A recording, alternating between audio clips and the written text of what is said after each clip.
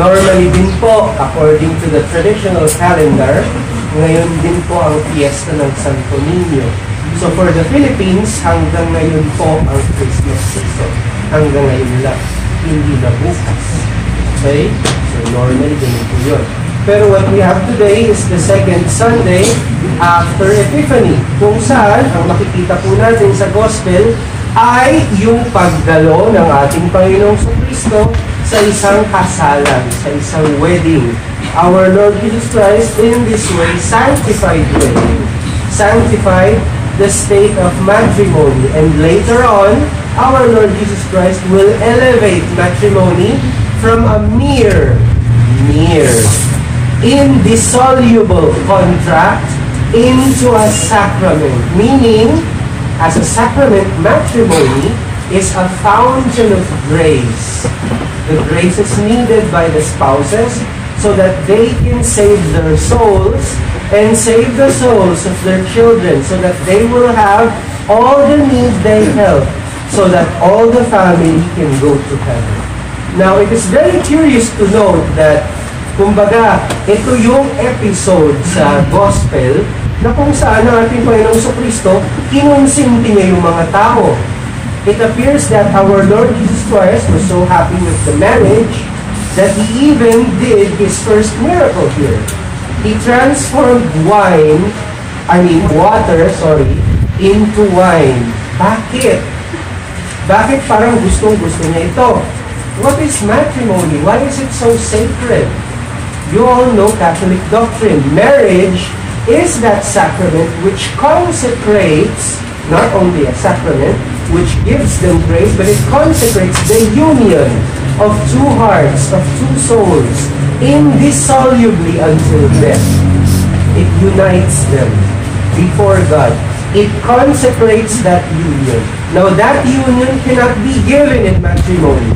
That union between two souls and two hearts has to be done before in courtship. In courtship, what is united? Not bodies, please. Only souls, only hearts.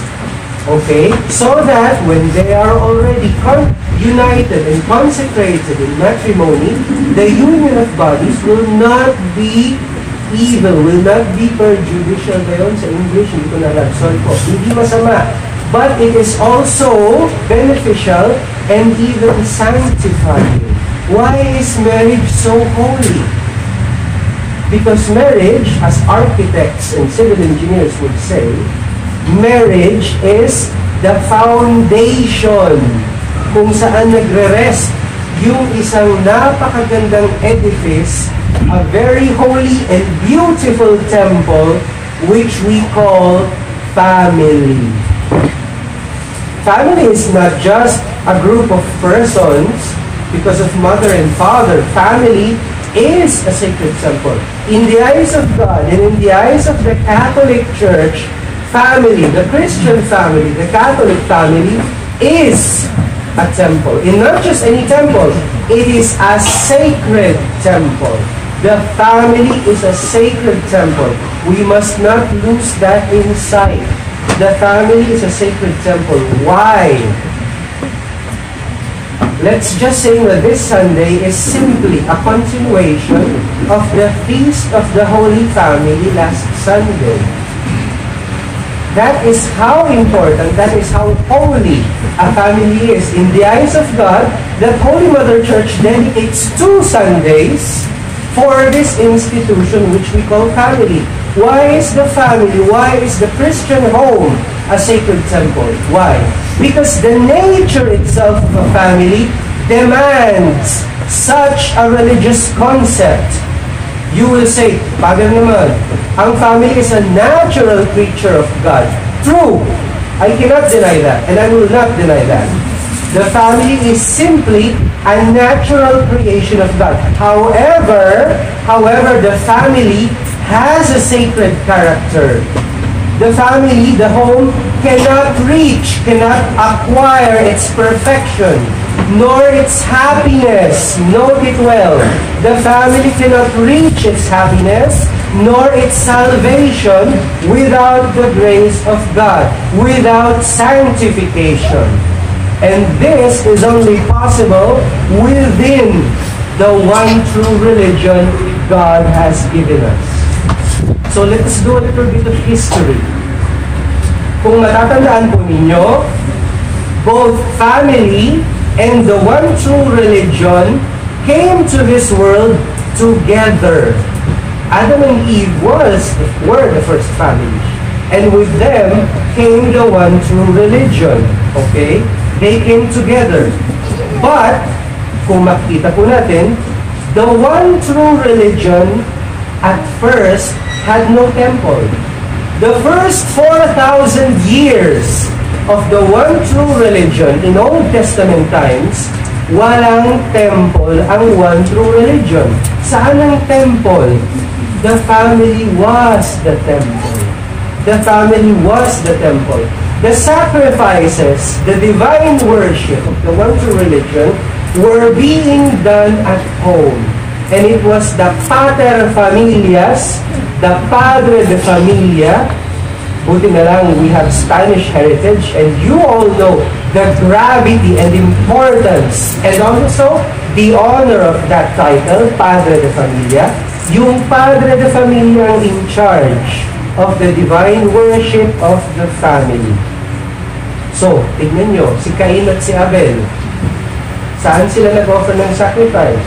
Si Melchizedek, he may be a king, but he was also a pater familias.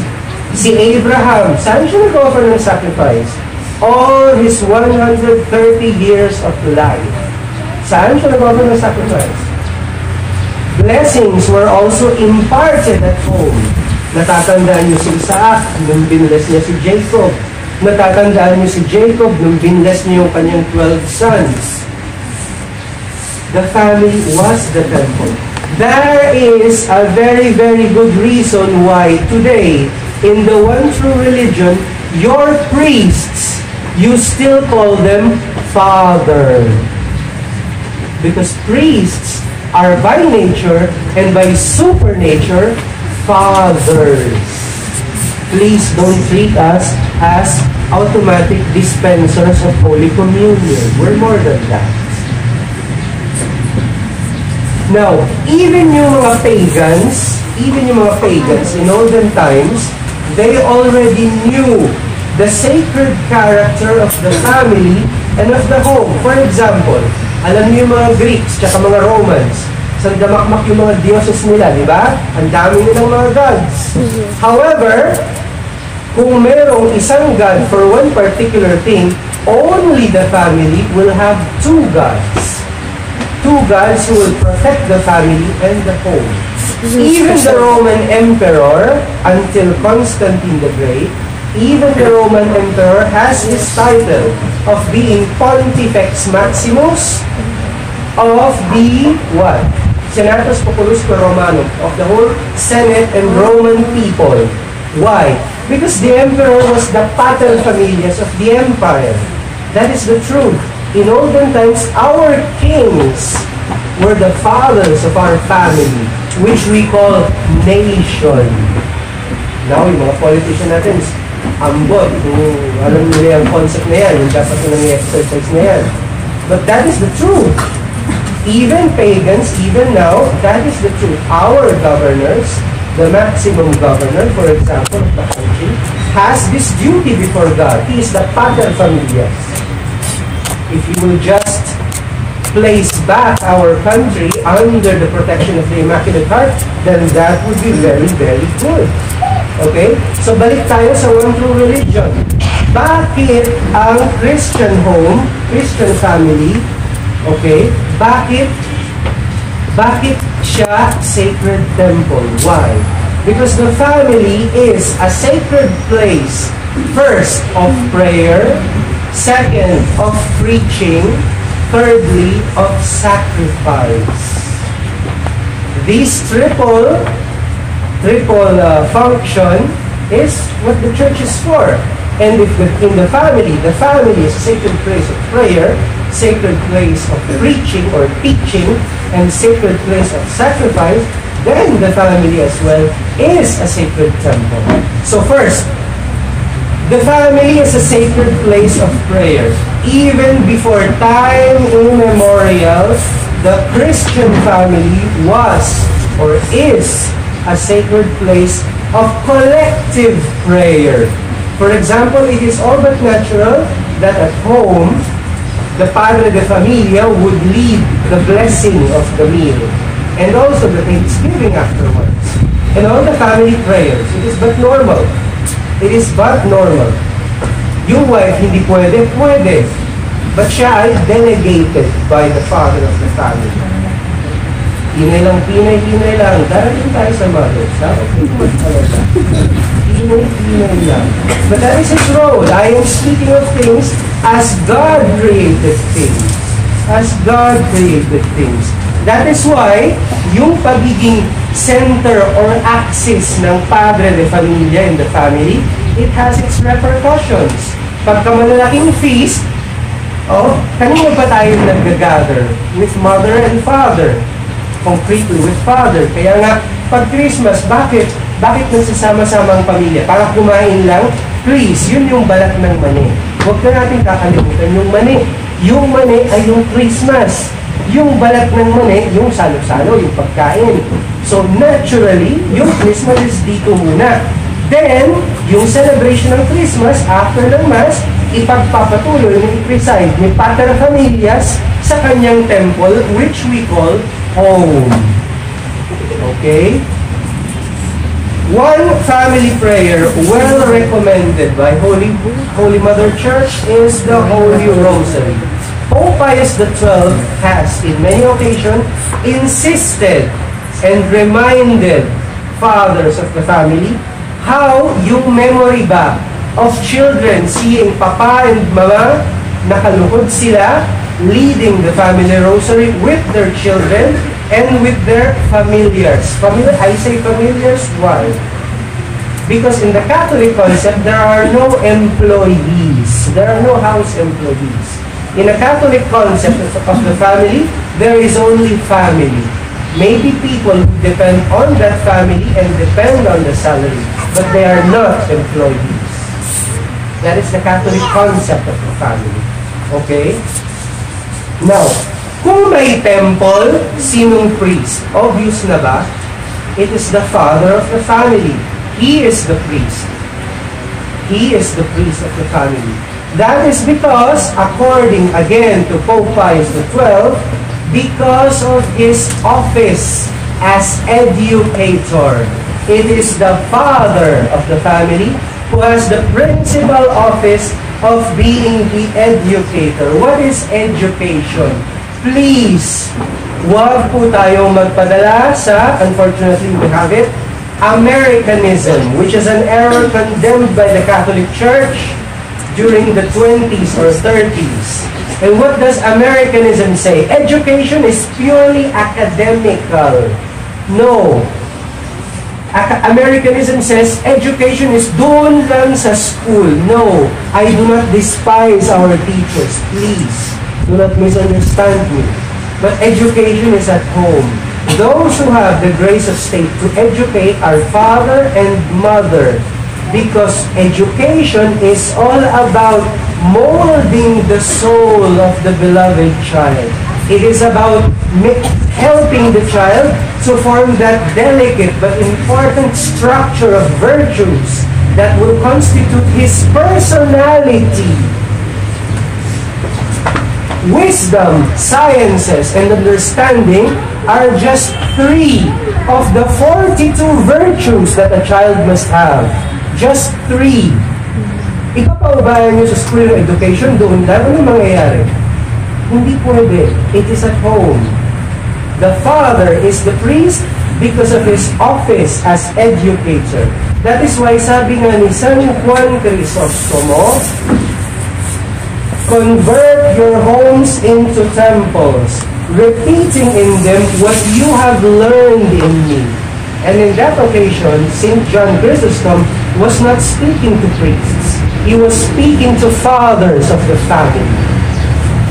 Also, St. Augustine says, the husband, the father, have episcopal functions at home because the father is the man of doctrine.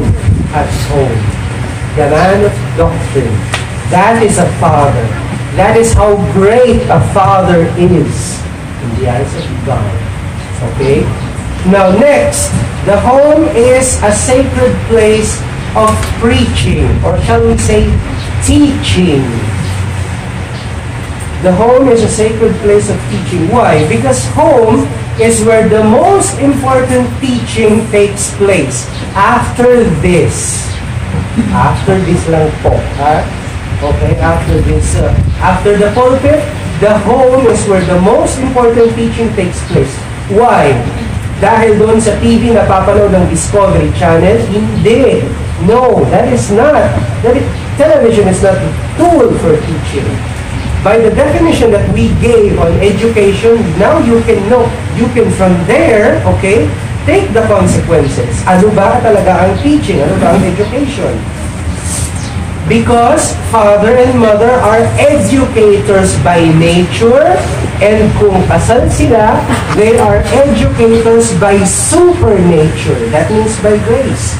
They are more educators than our traditional schools and universities.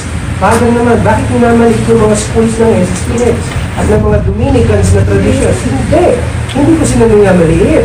I am simply stating church teaching. Magisterium, infallible magisterium of the Catholic Church. Schools, Catholic schools are necessary auxiliaries. Necessary auxiliaries. Parents cannot do without them. So ayan, alam nyo na, I am not despising the teachers. However, they are still, even though they are necessary, they are auxiliaries. Without the authority of father and mother, walang silbi ang authority ng teacher sa school. And that is the truth. Para maging efficacious yung teacher ni tatay, he has to teach God. And it has to rest. It has to be founded on God Himself. That means, si tatay, if he is to teach effectively, he is to teach not only by instruction, but he has to teach by showing sanctity of life. Kailangan pa ba natin sabihin ngayon? Father of the family has to teach by his sanctity of life. And that is the truth. It is so important, his good example, that it just doesn't work. Yung mga mediocre na fathers of the family, or worse, yung mga irresponsible, it just doesn't work. For example, let me state a fact. This is a fact. Anong cause bakit maraming bakla at tomboy ngayon? Hormones? Social pressure? Forget all that. The general cause bakit maraming ganon ay dahil sa mga irresponsableng tatay.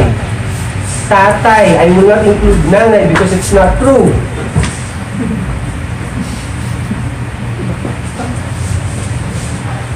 Also, the family is analogous to the Catholic Church. Kung sa Catholic Church, ang main purpose ng Catholic Church is to preach and to teach the same deposit of faith, the same doctrine, apply it to the different situations in our history. The same thing must happen at home. The same thing must happen at home. Sa mga pamilya, yung tatay, he has to keep the deposit of faith as well. He has to keep the traditions and customs of the family and even of the Catholic nation in his home. He has to remind his children of their great, I don't know, kung meron, sana meron, yung mga ancestors ba na magigiting ng family, no? Yung mga important ancestors. May mga family pang ganun ngayon na yung ancestors nila, ganito, ganyan. So they keep the genealogy. Okay? So ganun din dapat ang gagawin ng tatay. Kung wala man, or in any case, ang tatay, sino dapat yung mga great ancestors and heroes na i-keep niya sa family? Yung mga santo. Pwedeng mawala yung iba, pero yung mga santo, they must stay. They must stay alive in the family. In the hearts of the family members, through the mouth, through the teaching of the Padre de Familia. It is his truth. Also, thirdly, the home, the family is also a sacred place of sacrifice. Kung may priest, ibig sabihin, may sacrifice. Kung may sacrifice, ibig sabihin, may victim. Sino ang mga victim? The hearts of each members of the family, the padre de familia included. The hearts of the members of the family, those are the victims, which must be offered in the daily sacrifice of the life of the family. A daily and continual divine worship. Just as the Catholic Church daily offers the precious body and blood of our Lord in sacrifice, in the holy sacrifice of the Mass, so the same thing, the Padre de Familia must preside over that, must lead that daily culture. From there comes culture of the daily divine worship of each member of the family. Sabi nga ni San Pablo, I beseech you, brethren, offer your hearts as living victims, victims that are holy and pleasing to the eyes of God, so that you may be transformed in other Christ, and that you may know what is the will of God, the will of God which is good, pleasing, and perfect. So it is the sacrifice, the daily sacrifice of the acquisition and practice of virtues. Mercy, goodness, humility, meekness, longanimity, supporting or suffering yourselves, suffering each other, forgiving each other mutually. Okay? So what is the highest point of the virtues? What is the summary of all virtues? We call it sacrifice. And how do we know if the practice of virtues is going good, perfect? If there is peace, and the peace of Christ reigning in your hearts. Obviously, as we've said before, hindi natin nakalimutan ang mga nanay. However, to speak of motherhood, I am sorry, but I will have to dedicate another sermon or another talk on motherhood. Maybe in the future, if Providence gives me another chance, maybe, I do not know. Okay? Suffice it to say, for now, that maternity, motherhood, has an eminently sacred character. Motherhood has an eminently sacred character. So, if in the temple, merong sa family sa temple, ano ang essential part ng temple? Di ba altar? So, in the family, who is the altar? It is the mother.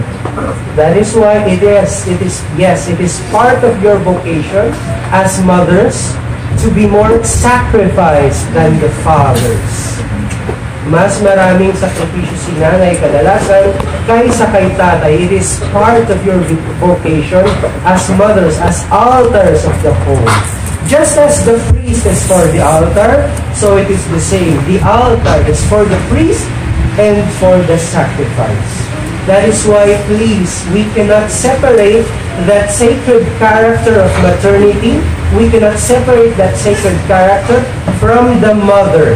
If we separate that sacred character, mother, woman, ceases to be a mother. Woman ceases to be a woman.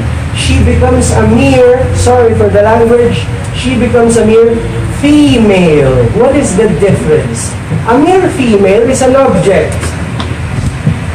Whereas a mother, a woman, is a person. And the person is an object of love. An object, a female, is an object of desire and even of concupiscence. We cannot separate the sacred character of maternity. That is a very important reason, aside from the reason said by St. Paul in his epistles. That is an important reason, according to Holy Mother Church, why women must wear veil inside the church. Inside the church, only sacred objects or things containing the sacred person wear a veil. Yung chalice may veil. Yung tabernacle may veil. Yung vestments, it serves as a veil. Okay? For the sacred character of the priest. Yung altar may veil, but hindi siya in use. Sino pang ibang may veil sa church? Women. Feel honored when you wear your veils. Because it means you are reminded by Holy Mother Church to make yourself be respected, to make yourself be treated as quasi-sacred persons. And that is a reminder for men and for boys to do the same to women. Women, men, you have to treat women as if they're quasi-sacred person. And that is how they must be treated. And men will not treat you like that if you don't oblige them to treat you like that. That is your veil. That is your honor and your dignity before God and before Holy Mother Church. Women, be really holy. All sacred things in the church must be treated in a holy manner. So must you, women. So, the temple of the home and of the family, even though it was created naturally by God, a family can only function supernaturally. And what is the function of the family? According to the Creator and to the Redeemer of families, the function of the family is the continuation of the work of creation, education, sanctification, and redemption. The family is an extension of Holy Mother Church and therefore an extension of our Lord Jesus Christ. If the family is that beautiful, that holy, that noble, now we understand why our Lord Jesus Christ also treated marriage, which is the foundation of the family. Now we know why our Lord Jesus Christ showed us marriage as something holy, as something beautiful, as something noble.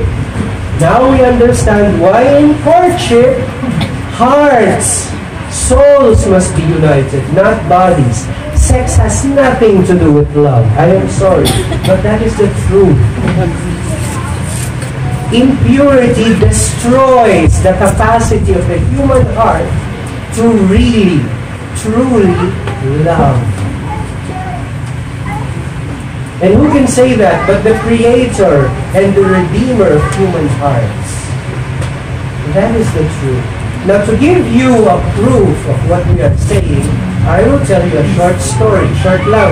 Kasi alam ko, mahaba na yung sermon. Baka mamaya, na-bored kayo. There was once in Italy, a very poor family at the north of Italy, okay?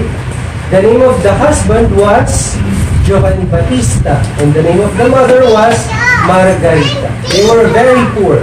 They had 11 children. But they did their courtship well, they got married, and that's when they had their 11 children. Si Giovanni Battista, kahit mahirap lang siya, employee lang siya sa munisipyo, kahit nakita mo sa kanyang damit, mahirap lang siya, never siyang naging irresponsable sa kanyang trabaho at sa kanyang pamilya. Pag Sunday, makikita mo siya talaga naka-Sunday dress. Hindi yung sports clothes na ewan. Okay? Tapos, yung kanyang mga anak, siya mismo yung nag-lead sa family prayer. Siya mismo yung nagtuturo sa mga anak niya kung ano lang kanyang mga duties at home at duties sa bahay. So, sila mag-asawa, tinrain nila yung tatlong pinakamatanda dun sa 11. Nung na-train na sila, silang tatlo naman na magte-train dun sa mga mas bata, and then ganun. Ganun talaga ang Catholic family. Kaya makikita nyo, mga Catholic families na 18, 19 yung mga anak, hindi ko namamatay sa pagod si nanay. Hindi. Kasi ganun talaga. Yung matatanda ang titrain mo, tapos yung matatanda na yun ang magtitrain sa mga susunod na mga kapatid nila. Bakit? Kasi yung training nila, pag mag-aasawa na sila, obvious ba? Ganun talaga yun. Kung personalized na, kailan sila matatrain pag mag-aasawa na sila? So yung second na anak ang pagtutuunan natin ng pansin. Ang pangalan niya is Giuseppe. Jose in Spanish or Tagaon, Filipino rin, okay? Si Giuseppe, pilyo yan, mahilig magnako ng mga cherry. Okay, pero pag nahuhuli siya, anong ginagawa ng tatay? Nagnakaw ka, punta ka ron. Magtrabaho ka para sa kanila. Pagbayaran mo yung ninakaw mo. Okay, ganun siya. So, si Jose, kahit mahirap lang sila, nakakuha ng scholarship kung si Jose, nagkataong may vocation. So, to go to school, kahit na mayayaman at super important people pa yung klase ni Jose, si Jose hindi nahihiya na kumatok sa mga bahay-bahay.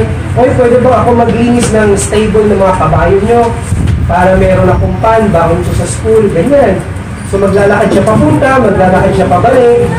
Ganun talaga. Sige, mahirap lang tayo, hindi tayo mag-pretend na mayaman tayo. So, pagtrabahuan mo yung baon mo, ganun. Pag bakasyon, tulong sa bahay, magtrabaho rin.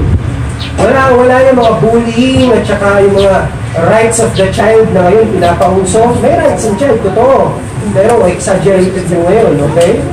So, ganun. Tapos may vocation, nakahanap sila ng benefactor na magbabalik sa seminary na kasi. Very good. Yung walang sotana. Biro mo 13 members yung family, dalawa lang kama nila sa bahay. Binenta nila yung isa. Bakit? Pampatahin ng sotana ni Jose. Sa ano sabi ng tatay? Itong sakripisyo na ito, hindi lang sakripisyo ito para kay Jose. Sakripisyo ito for the Catholic Church. Because he is answering God's call. Okay? So, seminaryo si Jose. Second year sa seminaryo, namatay si Giovanni Battista. Uwi si Jose sa bahay.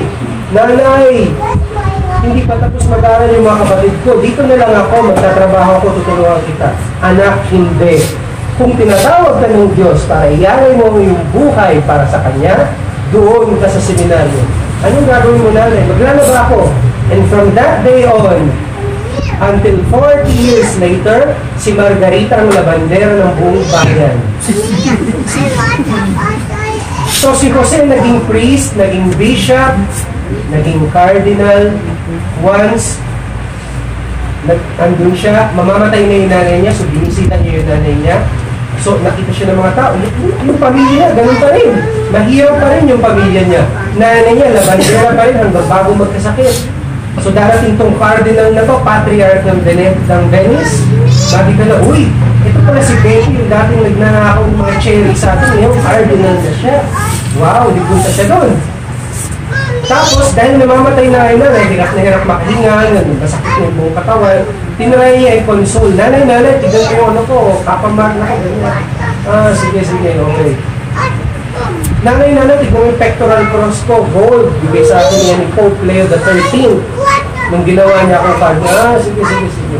Walang may pakita, kahaya-aya na makapag-console sa nanay. In the end, sabi ni Cardinal Giuseppe, nanay, tignan mo yung gold ring ko. May ruby. Bigay sa akin yun ng Pope nung ginawa niya akong cardinal. Doon lang natinag si nanay. Yan, yung gold ring mo, may ruby. Alam mo, hindi ka magkakaroon ng gold ring na may ruby kung hindi dahil sa dalawang rings na ito. Copper lang kasi mahirap lang sila. Rings ng nanay, ng tatay mo at ako, hindi ka magkakaroon ng ganyang golden ring kung hindi dahil sa dalawang ring na ito na suot namin ng nanay, ng tatay mo at ako. Buong buhay namin. So namatay yung nanay on that day after saying that to the cardinal. And the cardinal 9 years later was elected Pope. And his name was Pius X. So kung walang Pius X, wala rin po ako ito. Wala rin si Archbishop Lefebvre. Yung mga pari na kagaya ni Father Ora, walang pupuntahan. Father Santi sa Manila, walang pupuntahan. So in the end, we owe all this not to a golden ring with a ruby. We owe all this that we have today to 2 copper rings who sanctified themselves and their family according to Catholic doctrine. In the name of the Father, and of the Son, and of the Holy Ghost. Amen.